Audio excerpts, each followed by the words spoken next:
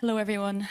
Firstly, I'd like to extend my sincere thanks to the panel and to Jeremy and everyone here for pulling this day together. In relation to UK arms to Israel, there is a catastrophic accountability gap and democratic deficit. It seems that multiple governments will go to any length to secure impunity, both for Israel's violations and for the government's complicity in those crimes. I frankly don't see how this issue could be any more urgent. I've been advocacy manager at Campaign Against Arms Trade for the last 4.5 years, and we're a 51-year-old organisation working to end the international arms trade. I'm also acutely aware that behind every figure that I mention, an arms licence and the FCDO IHL assessment processes, there are more than 2 million Palestinian people who have spent almost 2 years being near constantly bombed by F-35s, which contain 15% made in the UK, and a constant stream of spare parts, and I hope to honour them in this testimony. So just to say from the outset, this issue brings together a failed UK arms export regime and its intersection with Israel's occupation and apartheid decades long of Palestine. To start with kind of what we're sending, so single individual export licenses, they reach 633 million for the 10-year period from 2015 to 2024. And they cover things like aircrafts, technology, grenades, bombs, missiles, military training equipment. But in addition to those single licenses where we do have values, there's another 71 unlimited value open licenses. And this system lacks all transparency, so these open licenses allow for unlimited quantity, to often sometimes a number of different countries, and there's no end date for particular open licenses. So the F-35 parts, the parts for this stealth bomber jet, 15% of which are made here in the UK, are all on this open license. So that figure that I just mentioned and every figure that the government has mentioned excludes the value of these licenses. The UK is the only tier 1 partner, along with 7 other partners. So US is the lead partner, UK second level 1 or tier 1 partner. The others are Australia, Canada, Denmark, Italy, the Netherlands, Norway. So you'll see there's 3 EU countries, a number of different Western countries, all of which have made statements to say that they will maybe stop some parts going, but not the F-35 parts. So Israel currently has 45 F-35s with a further 30 on order, along with F-15s and F-16s that they're using. So that's, I think, an important point to point out. While I've seen in government statements, they might say things like, we send 1% of Israel's military equipment, but actually it's 45 jets. There are only 3 kinds being used. So when you look at it that way, is it really 1% or is it a critical part of the jets that are being used to drop bombs, which include 2,000-pound bombs? So 1% doesn't even near begin to cover the percentage of impact that these parts have. So we know that actually the true value of this open license for the F-35s is 572 million, including spare parts. So this almost doubles the 10-year figure that was being, that's kind of quoted from government. It's often quoted in the media, and it just kind of shows immediately the transparency issues with it in this system. So on the 2nd of September 2024, so this is the very day the Labour government made its announcement that there would be a suspension of 29 arms licenses. The Danish NGO Danwatch revealed that F-35 was used in July 2024 to drop 3 2,000-pound bombs in an attack on a so-called safe zone, so where Palestinians had been told by Israel to go, on Al-Mawasi, killing 90 people. And I think just to kind of try and bring some of this to life, this is a stealth bomber aircraft that is built to fight other jets in the air, bombing civilians living in tents with 2,000-pound bombs. Israel has also modified this jet to so-called beast mode, so it can carry additional munitions on the wings as well as the interior. A critical thing to take away from kind of the information about the F-35 is that they need a huge amount of spare parts to function. So it's a near constant stream of spare parts. One report states that Israel has used F-35s at more than 5 times the normal rate of peacetime operations. It has conducted thousands of sorties and flown more than 15,000 flight hours. One US official in December 2023 said they were working at breakneck speed to deliver more spare parts to the F-35s for Israel.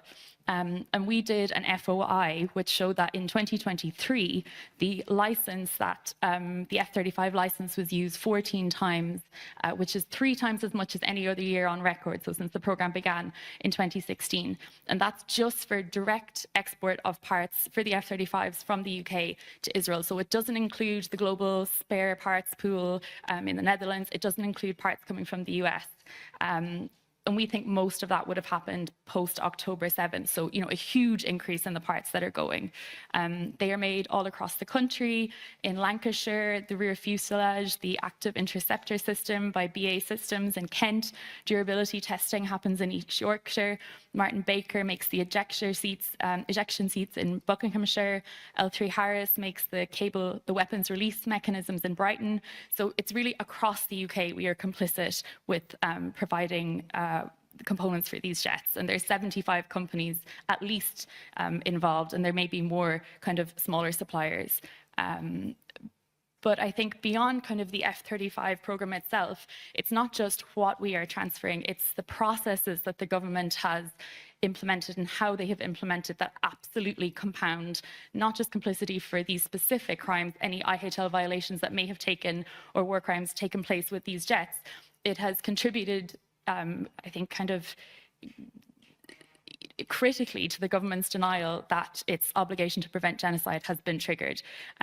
So the suspension that happened in September, that came about because finally the government admitted that its own criteria had been violated, so that it must not grant a license if it determines that there's a clear risk that items might be used to commit or facilitate a serious violation of IHL. However, the F-35 they describe it as a carve-out, it's an exemption to their own criteria, is completely unprecedented. Nothing like this has ever happened before, where there's an admission that the legal threshold has been reached, and then a complete departure from it. And I think just to kind of maybe hammer that home, the criterion 2C is to prevent IHL violations from taking place. But what the government has done for decades really is to build in expected IHL violations and war crimes. It has, a margin that it's willing to expect. And what we've seen with Gaza is that margin is now through the roof, and there's no kind of floor as to the crimes that they're willing to accept to civilians in Gaza. It accepted that the risk applied to the F-35s. It put that submission into court. But I think what's also interesting to note here is that when David Lammy made this announcement to Parliament, he didn't mention in his statement to Parliament that the government had stopped direct parts going to Israel, and now everything would be funneled through global supply pools and through the US. So the narrative that he wanted to convey is business as usual. Every part that you needed previously, Israel and also to the US, is going to continue. We're just going to find a different way to do it. He didn't even mention that they would be stopping direct parts in his address to Parliament. That came, later in supplementary materials. So I think it's important to see what ministers are saying versus there can be a big gap between what ministers are saying and legally what's been submitted to court. Yeah, and in their submissions, they said that their excuse for this kind of departure was that international peace and security would be affected by pulling out of the program. But that itself hinged on the government's argument that they could only stop parts going to Israel by completely leaving the program, and that it would be impossible to tell the other partners to stop parts going to Israel or for them to do it themselves. So this means that the position by ministers is that the UK cannot implement its arms controls in these types of agreement, that they're actually impossible, according to their own kind of assessment of the situation, to make compliant with their international legal obligations, like the Genocide Convention, the Geneva Conventions, and the Arms Trade Treaty. But what we know from what we've actually seen through the court case is the statements from civil servants and from the Department of Defense, they don't reference supply chain issues or technical problems. What they reference is the F-35 Memorandum of Understanding, that there needs to be consensus. The consensus is at the heart of the program between all of the different partners. So actually what they're describing is a political problem, a problem of political will. Amongst all of these partners, everyone bar the US has signed up to the Arms Trade Treaty, not one of technical difficulty. So I don't have too much time left, but I just want to finish on what I think is maybe the most important point. So The IHL assessment process that they are conducting, which I think you'll hear more about it from the next speaker, but to reach that conclusion that the threshold had been reached, that there was a serious risk, the government was looking at aid, provision of aid, treatment of detainees, and conduct of hostilities. And what it said was, yeah, there's violations on aid, and there's violations on treatment of detainees, but we don't have enough information on the hundreds, like more than 400 violations of potential conduct of hostilities related IHL violations. So that will include everything to do with the jets, airstrikes, and bombs. And yes, just to say, in every single incident that there was, almost every single one, 99%. So in Kat's case on Yemen, we had 50% of cases, they said they didn't have enough information to make a judgment. This is 99. It's absurd. It's absolutely farcical. But what that did was allow them to say, yeah, the threshold has been reached, sure. But in terms of the jets, we're not admitting that there's any evidence that there's any problems with how they've used them. And then that then builds into the genocide assessment, because what they have said, ECJU, the Export Control Joint Unit, has said, as far back as June 2024, so we're now more than a year, it's uncontentious that conduct which could in principle satisfy the physical component of genocide continues to take place in Gaza. So a year ago, they thought, yes, the material conditions for genocide are there. What they said was missing was Israel's intent. So it said it didn't see evidence making civilians the object of attack, or Israel deliberately targeting women or children. And apparently they don't care about men. And this is how they decided that Israel doesn't show genocidal intent. So while on one hand you've got all of the IHL incidents where you're saying we couldn't possibly know about Israel's intent, we don't have enough information, but then on genocide you're saying no, we absolutely know their intent. And intent is really the key thing with the IHL violations as well, because what they're saying, the information they don't have is on targeting, on proportional, unexpected civilian harm. So really, it makes almost no sense, and it's a stain on our collective humanity to deny the crimes that have been committed in almost 2 years of airstrikes. I'll just finish by saying, this issue is going to continue to be ongoing in terms of arms, but also in terms of, for instance, the killing of people, the murder of people queuing for aid. So the Foreign Secretary was questioned on this just before recess in the summer and asked, have these incidents been included in the assessments that you're undertaking? And he admitted, yeah, we are doing assessments, but no, those are for an international court. And I actually think the Foreign Secretary got confused with his own lines, because yes, the government is saying a decision on genocide is for an international court, but I don't think that they're actually arguing that the ICJ has to make a decision for the thousands of people that have been killed while trying to get aid every single time. Those are quite clearly possible IHL violations. So, and he would not admit if they had been included or not when he was asked specifically. So the whole construction is so morally bankrupt that there's no way to sustain it without continuing to mislead Parliament and the public at the expense of Palestinian lives. And I think I'll leave it there. Thanks. Katie, do you have... One question from me, Katie. How do you find the truth about supplies of British weapons to Israel? Because it seems to me they're often quite obscure. The supply chain to manufacture anything is long and complicated.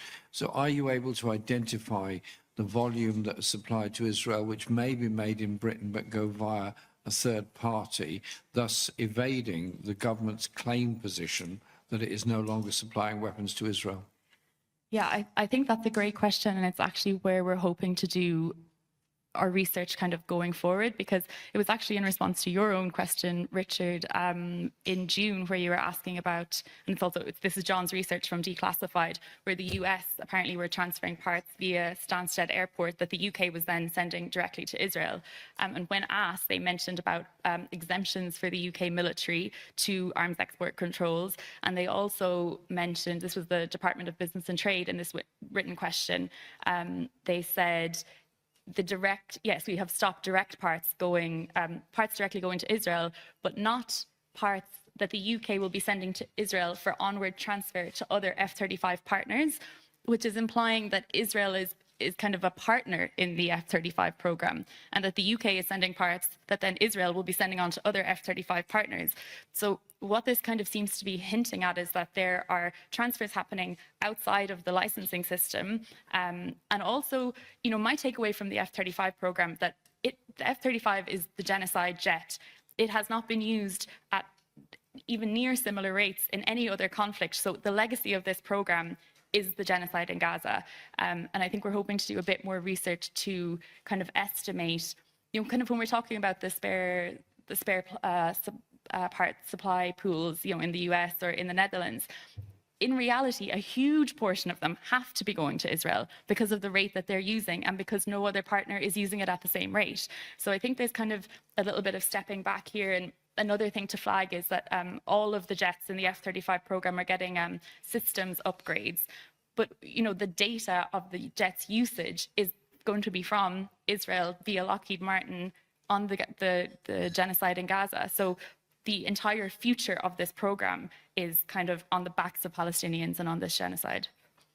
Thanks very much, and thanks for your work. Just one quick follow-up to that.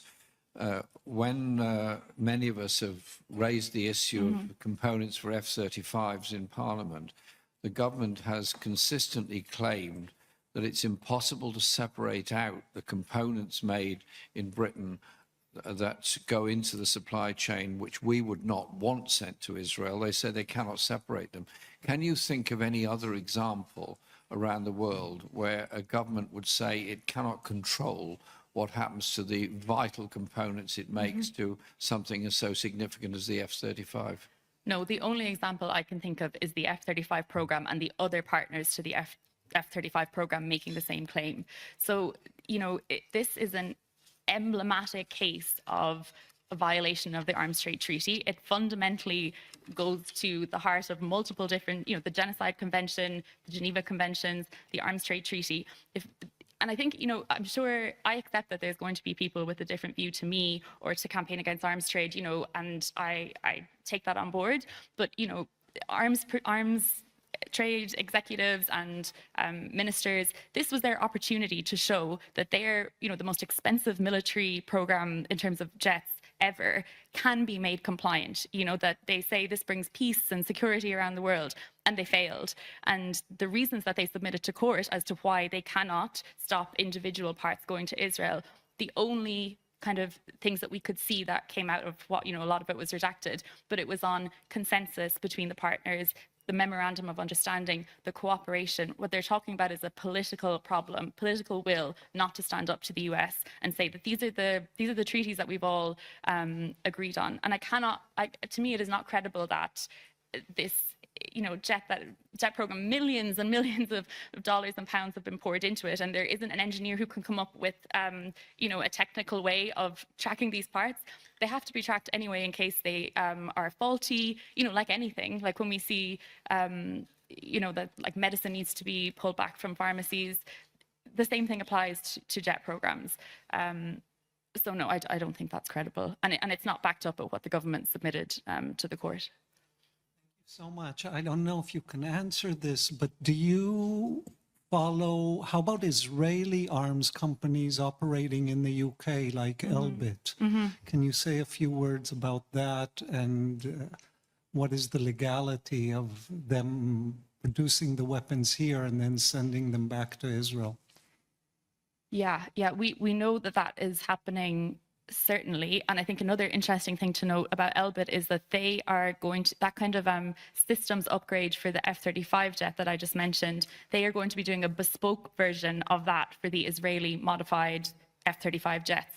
So even though we're mostly talking about BAE Systems, Elbit is not only, the UK government having contracts with Elbit, and there's kind of a huge one on the table at the moment that I know people have been speaking out about, including ourselves, but they're also now a partner in the F-35 jet program. So I think that very clearly shows it's not possible to be in this kind of circle of complicity and not, keep your hands clean. If all of this builds, and I think there's, I think other maybe speakers can address this, but the relation between the ICJ judgment and ending the occupation and the apartheid as which of those companies are complicit in that too. So it's not just the IHL violations, it's their role as a business community that is sustaining this entire operation. If I may, so as was made clear in the last session, the UK does indeed have a duty not to facilitate the Israeli military industry. And I was wondering, especially that DSEI is coming up, the role of the UK in marketing, purchasing military and tech and technology as well from Israel, and thereby allowing it to inflate its market and its capacity to fund it. Yeah, and our position is that the Israeli arms companies that are going to be exhibiting, that will potentially have a pavilion, are complicit in war crimes and should not be allowed even visas to come into the UK.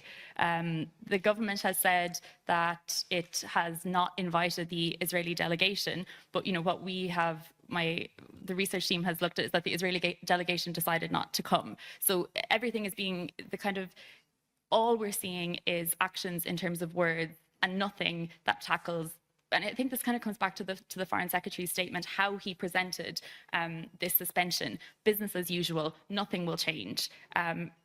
Until, I've heard so many ministers who would be maybe speaking against what we were saying stopping arms exports is just a gesture. This is gesture politics. It's actually the only thing that isn't gesture politics.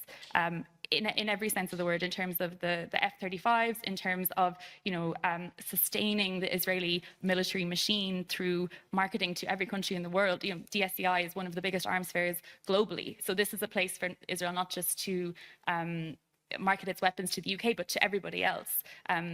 That's why I think that's why CAP believes that this issue is so important. And yeah. Thank you. And last but not least, I have just two statements that I'd like to confirm with you. So based on what the testimony that you just gave, so the British government and British courts have been prioritizing NATO obligations over their obligations under international humanitarian law. Would you say that would be accurate in one? Yes, if it can even be said that these are NATO obligations, because the detail that we've seen, and there's a number of MPs here, I am not satisfied, and I don't think anybody else is, with the information that the Department of Defense has given to show what exactly is this threat to international peace and security. They will mention Ukraine passingly, but the F-35 jets are not being used in Ukraine. So, and I've heard a number of people, the type of equation that you kind of get to is that the entire NATO system and the UK's relationship with the US rests on these crimes being committed against Palestinians, that if these crimes weren't happening, everything else would fall apart. So either that's true and we need to urgently change every single thing about this system, or it's not true. So even the NATO obligations I am not convinced by. And yeah, I think there's others. Richard, maybe you can, are we satisfied with what we've seen from the Department of Defense? And I don't think that we are. They won't even send the Business and Trade Committee the letter they've asked a number of times.